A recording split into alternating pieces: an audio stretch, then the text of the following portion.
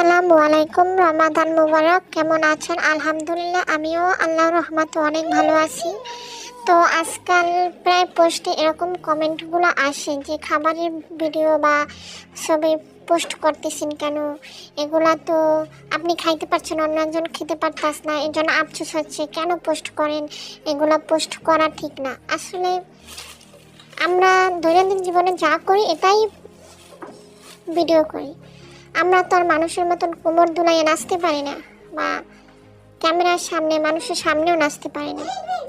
আবার আমরা তো আবার বের হয়ে কোথাও যাই ছবি তুলতে পারি না। তাহলে আমরা কিভাবে করবো? আমরা যা করি তাই তো ভিডিও করি। আচ্ছা, আমরা তো বাজারেও যাই, বাজারে তো অনেক হাজার হাজার আইটেমের খাবার আছে। এই যে পুরান ঢাকায় এত এত খাবার আমরা তো দেখি।